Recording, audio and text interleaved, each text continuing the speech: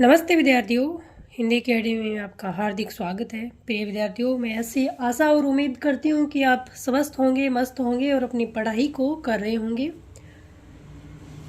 जो शांति काल में की हुई पढ़ाई आपकी बहुत ही शानदार साबित होने वाली है। प्रिय विद्यार्थियों, राजस्थान में अभी वैकेंसियों का दौर शुरू होने वाला है। निश्चित ही नई सरकार बनी है और वैकेंसी आएगी, तो आप भी तैयार रहें और एनसीईआरटी बुक से आप तैयारी कर सकते हैं, क्योंकि ये खाली समय है और इसमें एनसीईआरटी बुक पढ़ना सबसे बेहतर होता है। प्रिय विद्यार्थियों, हम पढ़ रहे हैं कक्षा 6 के लिए जो भूगोल की पुस्तक है उसको। इसमें हम 2 चैप्टर कर चुके हैं और आज हम चैप्टर करेंगे, तीसरे नंबर का जो चैप्टर है उसको करेंगे। चैप्टर का नाम है पृथ्वी की गतियाँ। इस चैप्टर को हम पढ़ने वाले हैं।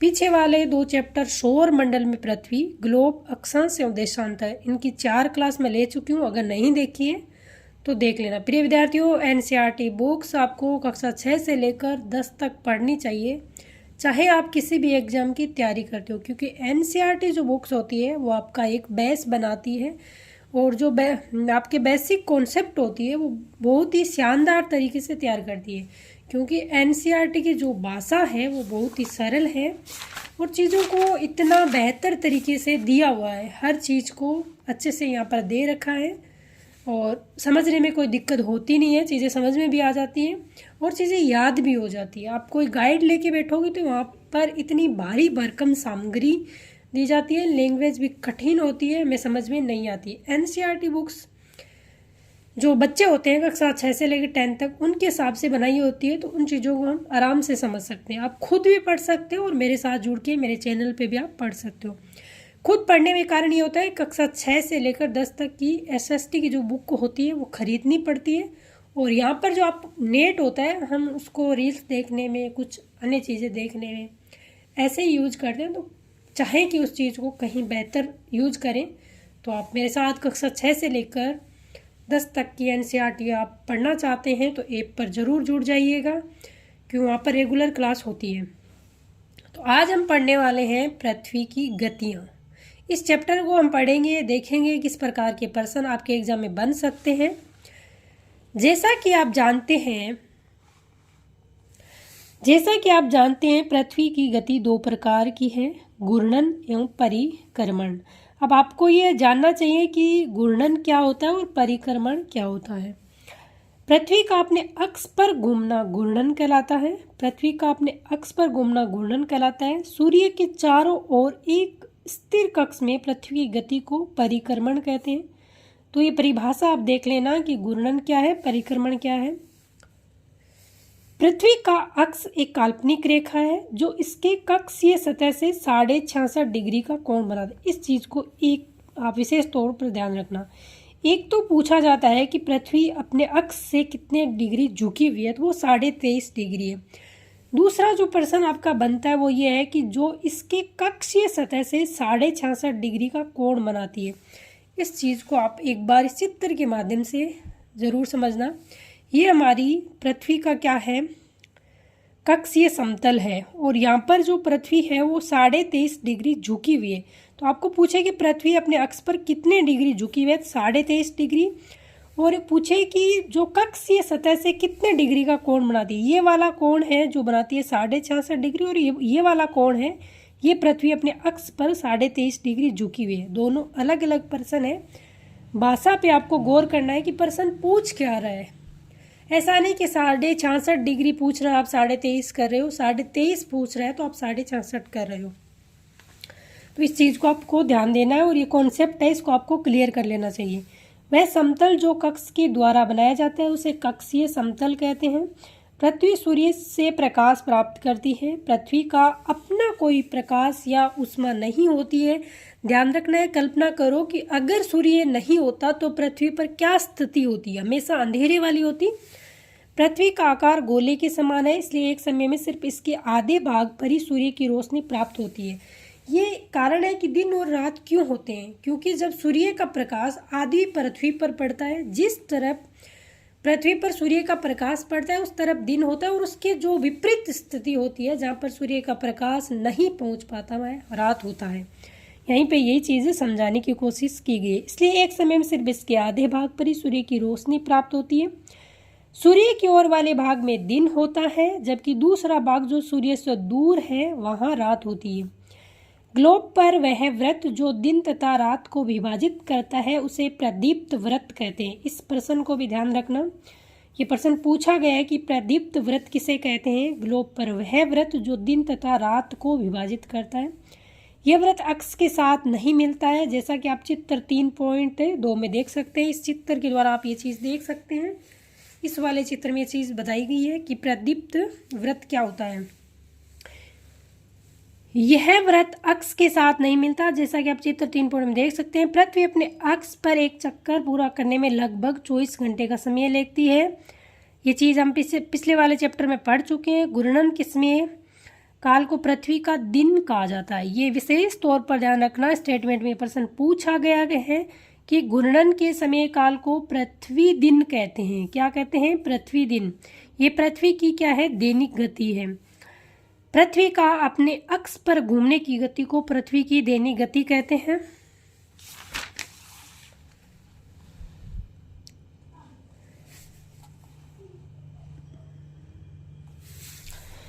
अगर पृथ्वी घूर्णन नहीं करे तो क्या होगा? सूर्य की तरफ वाले पृथ्वी के भाग में हमेशा दिन होगा, जिसके कारण उस भाग में गर्मी लगातार पड़ेगी। अगर पृथ्वी नहीं घूमेगी तो स्थिति हमेशा दिन रहेगी या रात रहेगी। जिस तरफ सूर्य का प्रकाश पड़ेगा उस तरफ दिन रहेगा और उसके जो विपरीत भाग है वहाँ हमेशा रात रहेगी। दूसरे भाग में हमेशा अंधेरा रहेगा एवं पूरे समय ठंड पड़ेगी। इस तरह की अवस्था में जीवन संभव नहीं हो पाएगा। हमारी पृथ्वी पर जीवन संभव क्यों है? क्योंकि यहाँ पर दिन और रात बराबर बनते हैं। तो आज जिसमें 12 घंटे रात होती है, मानो कि 12 घंटे दिन होता है, बराबर माने। ये स्थिति ऊपर नीचे भी होती है। पृथ्वी की दूसरी गति जो सूर्य के चारों ओर कक्ष में होती है उसे परिक्रमण कहते हैं।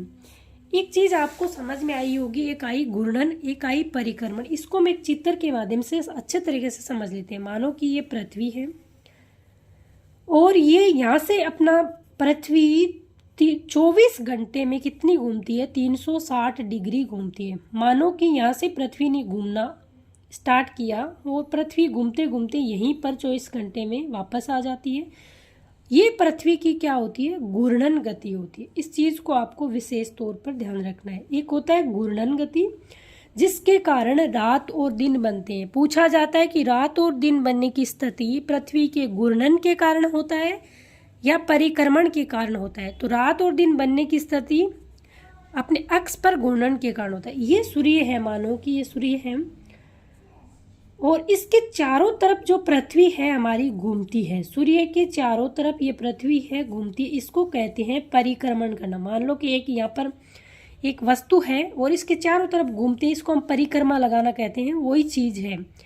तो ये परिक्रमा कितने दिन में लगाती है? तो ये लगभग 365 दिन में पूरी करती है। ये चीज़ भी आपको ध्यान रखनी है। ये परिक्रमा जो करती है, परिक्रमण के कारण हमारी पृथ्वी पर क्या होती है? सूर्य के चारों तरफ परिक्रमा करने के कारण जो ऋतु परिवर्तन होती है, आप सुनते हो ना, ग्रीष्म ऋतु, शरद ऋतु, शीत ऋतु, बसंत ऋतु, ये हमारी पृथ्वी के सूर्य के चारों चक्कर लगाने के कारण ही होता है। चित्र पे ज़्यादा ध्यान मत देना, चीज़ को समझने की बस कोशिश करना। पृथ्वी की दूसरी गति जो सूर्य के चारों ओर कक्ष में होती है उसे परिक्रमण कहा जाता है। पृथ्वी 1 वर्ष या 365 सही 1/4, मतलब अपन क्या कहते हैं कि 365 दिन में करती है, जबकि 6 घंटे एक्स्ट्रा लेती है। उस चीज़ को हम नहीं को लगभग चीज़ को मानते हैं, हम आगे वाली चीज़ को नहीं कहते हैं। बोलने में हम 365 दिन बोलते हैं, जबकि 365 दिन 6 घंटे लेती है। दिन में सूर्य का एक चक्कर लगाती है। हम लोग 1 वर्ष में 365 दिन का मानते हैं, 6 घंटे ऊपर होते हैं, उनको हम काउंट नहीं करते हैं। बोलने में काउंट नहीं करते, वैसे तो ये चीज़ें काउंट होती हैं, तथा सुविधा के लिए 6 घंटे का को इसमें नहीं जोड़ते हैं। 4 वर्षों में प्रत्येक वर्ष के बचे हुए 6 घंटे मिलकर एक दिन यानी 24 घंटे के बराबर हो जाती है। मानो कि साल में 6 घंटे एक्स्ट्रा होते हैं, 4 वर्ष में एक दिन बन जाता है, 24 घंटे बन जाता है। इसके अतिरिक्त दिन को फरवरी के महीने में जोड़ा जाता है। इस प्रकार प्रत्येक चौथे वर्ष फरवरी माह है 28 दिन के बदले 29 दिन का होता है। हम सुनते हैं ना कि इस साल लीप वर्ष है, तो वो लीप वर्ष इसी कारण बनता है। एक साल में जो 6 घंटे एक्स्ट्रा होते हैं उनको मिलाकर 4 वर्ष में एक लीप वर्ष बना दिया जाता है और उसमें उस साल जिस साल लीप वर्ष होता है उस साल फरवरी 29 दिन की होती है। ऐसा वर्ष जिसमें 366 दिन होते हैं, एक दिन एक्स्ट्रा हो जाता है, उसे लीप वर्ष कहते हैं। अब ये लीप वर्ष वाली स्थिति आपको समझ में आई होगी और यहाँ से अगर प्रश्न पूछा जाता है, आपके कॉन्सेप्ट क्लियर, तो इस चीज़ को आप इजीली कर पाएंगे। पता लगाइए कि अगला लीप वर्ष कब होगा। अब चल रहा है 2023, दिसंबर है, तो अगला लीप वर्ष कब होगा ये आप कमेंट बॉक्स में कमेंट करके ज़रूर बताना। चित्र 3.3 से स्पष्ट है कि पृथ्वी दीर्घ वृत्ताकार पथ पर सूर्य के चारों ओर चक्कर लगा। एक चीज़ विशेष ध्यान रखना, आपसे पूछा जाएगा कि पृथ्वी सूर्य के किस प्रकार के पथ में चक्कर लगाई जाती है। ये प्रश्न पहले भी पूछा जा चुका है, आगे भी पूछा जा सकता है। पृथ्वी दीर्घ वृत्ताकार पथ पर सूर्य के चारों ओर चक्कर लगाती है। ध्यान दीजिए कि पृथ्वी पूरे कक्ष में एक ही दिशा में झुकी हुई है। पृथ्वी अपने अक्ष पर 23.5 डिग्री झुकी हुई है। कितनी झुकी हुई है? 23.5 डिग्री झुकी हुई है। ये चीज़ आपको विशेष तौर पर ध्यान रखना। 23.5 को ऐसे भी लिखते हैं और 23/1/2 ऐसे भी लिखते हैं। इस चीज़ को आप ध्यान देना। सामान्यतः एक वर्ष को गर्मी, सर्दी, वसंत या शरद ऋतु में बांटा जाता है। ऋतुओं में परिवर्तन सूर्य के चारों ओर पृथ्वी की स्थिति में परिवर्तन के कारण होता है। ये चीज आप देखना, ऋतुओं में परिवर्तन सूर्य के चारों ओर पृथ्वी की स्थिति में परिवर्तन के कारण होता है। दो चीज है, एक तो दिन रात क्यों बनते हैं, पृथ्वी के अपने अक्ष पर घूर्णन के कारण बनते हैं। एक होता है ऋतु में परिवर्तन क्यों होता है, पृथ्वी का सूर्य के चारों ओर घूमने में बनते हैं। इस चीज को आपको ध्यान देना है। सॉरी, चित्र 3.3 में आप देखेंगे कि 21 जून को उत्तरी गोलार्ध सूर्य की तरफ झुका होता है। सूर्य की किरणें कर्क रेखा पर सीधी पड़ती है। आपको पूछे कि सूर्य की किरणें कर्क रेखा पर सीधी कब पड़ती है, तो ये 21 जून को। हमने पिछले वाले भाग में कर्क रेखा क्या होती है, मकर रेखा क्या होती है और विषुवत रेखा क्या होती है, इस चीज़ को बहुत अच्छी तरीके से समझा। अगर नहीं देखा तो देखना, ही चीज़ें आपको समझ में आ जाएगी। इसके परिणाम स्वरूप इन क्षेत्रों में उष्मा अधिक होती है, क्योंकि सूर्य जिस रेखा पर सीधा पड़ता है वहाँ पर जाहिर सी बात है कि गर्मी अधिक पड़ेगी। ध्रुवों के पास वाले क्षेत्रों में कम उष्मा प्राप्त होती है, क्योंकि सूर्य की किरणें तिरछी होती है। क्योंकि वहाँ सूर्य की किरणें तिरछी पड़ती है, उत्तर ध्रुव सूर्य की तरफ झुका होता है। ये बात कर रहा है 21 जून की बात कर रहा है, क्योंकि 21 जून को कर्क रेखा पर सूर्य सीधा चमकेगा, तो जाहिर सी बात है कि उत्तर ध्रुव पर सूर्य की किरणें थोड़ी बहुत आएगी। तो उत्तरी ध्रुव रेखा के बाद वाले भागों पर लगभग 6 महीने तक लगातार दिन रहता है। चूंकि उत्तरी गोलार्ध के बहुत बड़े भाग में सूर्य की रोशनी प्राप्त होती है, इसलिए विषुवत वृत्त के उत्तरी भाग में गर्मी का मौसम होता है। 21 जून को इन क्षेत्रों में सबसे लंबा दिन तथा सबसे छोटी रात होती है। 21 जून को कर्क रेखा पर सूर्य सीधा पड़ता है, इसलिए कहता है कि इन क्षेत्रों में सबसे लंबा दिन तथा सबसे छोटी रात होती है, क्योंकि उत्तरी गोलार्ध में 21 जून को सबसे लंबा दिन होता है। इस चीज़ को ध्यान रखना है। पृथ्वी, ये छोटे छोटे कॉन्सेप्ट हैं, यहाँ आपको छोटे छोटे लग रहे हैं, पर प्रश्न यहाँ से लगातार बन रहे हैं। पृथ्वी की इस अवस्था को उत्तर अयनांत कहा जाता है। उत्तर अयनांत किसे कहते हैं? 21 जून को सूर्य की स्थिति क्या रहती है, कर्क रेखा पर सीधा चमकता है और उत्तरी गोलार्ध में सबसे बड़ा दिन होता है, सबसे छोटी रात होती है। इसको उत्तरी अयनांत कहते हैं। दूसरी चीज है 22 दिसंबर को दक्षिण ध्रुव की सूर्य की ओर झुके होने के कारण मकर रेखा पर सूर्य की किरणें सीधी पड़ती है। ये चीजें ध्यान रखना, मकर रेखा पर सूर्य की किरणें कब सीधी पड़ती है, कर्क रेखा पर कब पड़ती है। चूंकि सूर्य की किरणें मकर रेखा पर लंबवत पड़ती है,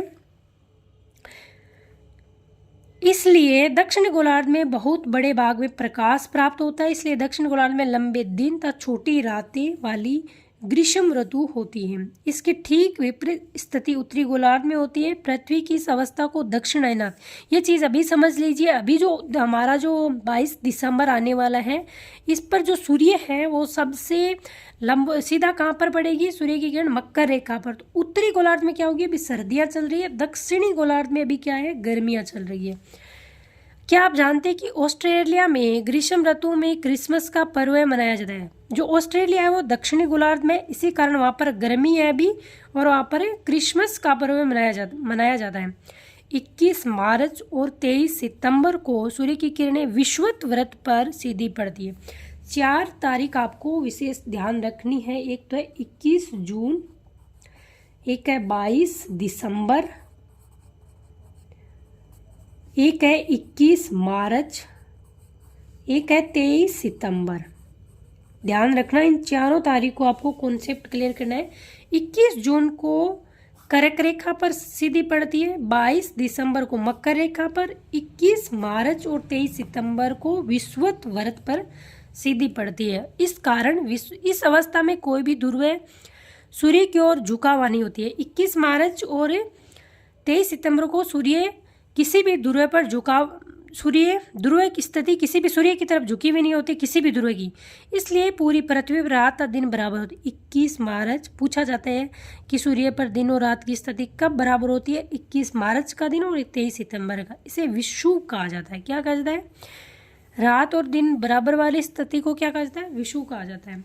23 सितंबर को उत्तरी गोलार्ध में शरद ऋतु होती है, जबकि दक्षिण गोलार्ध में बसंत ऋतु होती है। 21 मार्च को स्थिति इसके विपरीत होती है, जबकि उत्तरी गोलार्ध में बसंत ऋतु तो दक्षिण गोलार्ध में शरद ऋतु होती है।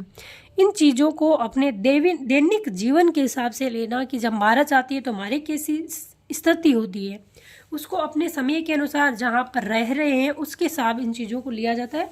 और दैनिक जीवन के आधार पर इन चीज़ों को अगर समझा जाता है तो ये चीज़ें भूलती नहीं है, नहीं तो ये यहाँ पर हमने पढ़ा और कुछ दिनों के बाद में ये चीज़ें साफ हो जाएगी। इस प्रकार स्पष्ट है कि पृथ्वी के घूर्णन एवं परिक्रमण के कारण दिन तथा रात ऋतु में परिवर्तन होता है। इस चीज़ को विशेष तौर पर ध्यान देना कि पृथ्वी के घूर्णन तथा एवं परिक्रमण के कारण दिन एवं रात एवं ऋतुओं में परिवर्तन, दिन रात बनते हैं घूर्णन के कारण, ऋतुओं में परिवर्तन होते हैं परिक्रमण के कारण। एक ये चित्र यहाँ पर दे रखा है, इस चित्र से आप चीज़ों को समझने की कोशिश करना। यहाँ पर है 21 मार्च। 21 मार्च को सूर्य की सीधी किरणें कहाँ पड़ती है? विषुवत वृत्त पर पड़ती है।